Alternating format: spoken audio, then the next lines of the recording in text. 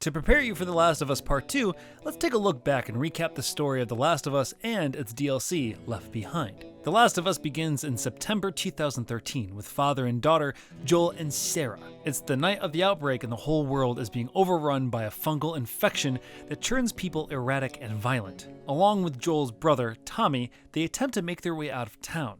Unfortunately, Sarah doesn't make it and is shot by one of the US soldiers trying to contain the outbreak. Fast forward 20 years, and Joel is a smuggler living in a Boston quarantine zone. He and Tess, a fellow smuggler and Joel's partner, meet up with Robert, who owes them some guns. Robert admits he sold their guns to the Fireflies, a militia group rebelling against the overbearing military presence in quarantine cities, and Tess deals with it in her own unique way. Joel and Tess try to get their guns back from the Fireflies' leader, Marlene, who will only return them if they smuggle Ellie, a 14-year-old girl, out of the city. Ellie was bitten by an infected 3 weeks prior and hasn't churned. Typically, people churn in 1 to 2 days, so Marlene believes Ellie is the key to finding a vaccine. Joel and Tess are tasked with bringing Ellie to the Capitol building and meeting with a group of Fireflies there. But when they arrive, all the Fireflies are dead. It's revealed that Tess was bitten, and she urges Joel to take Ellie to his brother, Tommy. Tommy now lives in Wyoming, and as a former member of the Fireflies, should know where to take Ellie. When a group of soldiers show up, Tess attempts to hold them off, giving Joel and Ellie time to escape, but at the cost of her life. Joel and Ellie head to a nearby town to meet with an old friend, Bill. Bill owes Joel some favors, and Joel hopes to cash them in to get a car that'll help take him and Ellie to Tommy. There's a military caravan that got overrun by clickers, and Bill thinks they can take that battery and put it in another car. Unfortunately for them, the battery was already taken, but they later learn it was taken by Bill's older partner, Frank, and the battery is now sitting in a truck. Luckily, they're able to get the truck running and start their journey out west. Joel and Ellie get attacked by a group of human hunters in Pittsburgh, which totals their car and forces them to continue on foot. Here, they met Henry and Sam, two brothers who are also trying to make it out of Pittsburgh. On the way out, they are attacked by a mounted gun truck and are separated, with Henry and Sam leaving them behind. Joel and Ellie become cornered and jump into the ocean, and when Joel wakes up, he's on the beach with not just Ellie, but Sam and Henry. After a heated confrontation, the four of them head towards a radio tower where survivors from Henry and Sam's group are supposed to meet them. Unfortunately, along the way, Sam gets bitten.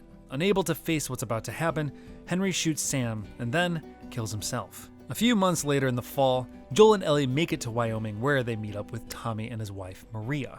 They live in the compound of a dam, which they're trying to repair to get electricity back. Tommy initially refuses to take Ellie to the Fireflies for Joel, but eventually realizes he has to do this. Ellie, however, isn't so keen on the arrangement and runs away. After a heated argument, Joel decides that he should take Ellie instead. The two have built trust with each other, and Joel's fatherly instincts begin to bubble to the surface. Tommy informs them that the Fireflies are stationed at the University of Eastern Colorado. Once there, they find that the Fireflies have moved to St. Mary's Hospital in Salt Lake City, Utah. On the way out, they're attacked and Joel becomes severely wounded. Ellie is able to lead them to safety, but Joel falls unconscious.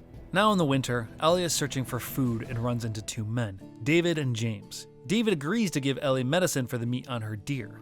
David reveals that it was his men who Joel and Ellie attacked at the university, but initially he chooses not to kill Ellie. Ellie makes it back to Joel and injects him with the medicine, but David's men track Ellie down. After taking out a lot of them, David catches her and throws her in a cell. Here we learn that David's group are cannibals, but he wants to keep Ellie alive for some more unsavory desires he has.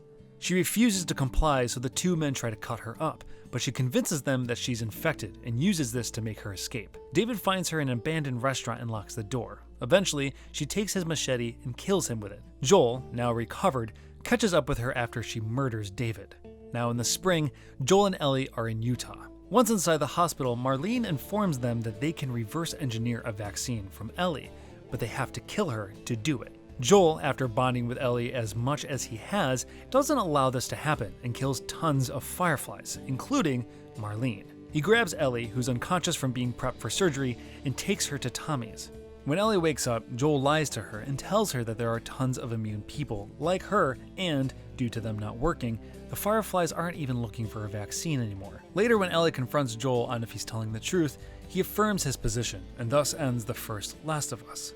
The additional story DLC, Left Behind, takes place during 2 different periods in time. The first is right after the events of the University of Eastern Colorado. Ellie finds herself in an abandoned Colorado mall looking for medical supplies. There's a military helicopter lodged in the ceiling with supplies on board that she manages to get to. After fighting her way through infected and David's men, she gets back to Joel. The other part is 3 weeks before the events of the game with Ellie and Riley. Riley, Ellie's best friend who she hasn't seen for weeks, decides to surprise visit and informs Ellie that she joined the Fireflies. The two sneak out to an abandoned mall and have some fun, but Riley tells Ellie that she's actually being assigned to another city and did all this because she wanted a chance to properly say goodbye to Ellie. The two share a kiss, but the happy moment unfortunately comes to a quick close when a swarm of infected bust in. This is the moment where Ellie and Riley get infected, and the two decide to live out the remainder of their time together. Except, as we know from the main story, Ellie makes it out okay. And that concludes our journey through The Last of Us. There's a 4-issue comic book series that details Ellie and Riley's relationship before Left Behind if you're looking for even more Last of Us content. But otherwise, you should be all caught up for part 2. Thanks so much for watching. For more coverage on The Last of Us, stay tuned to GameSpot.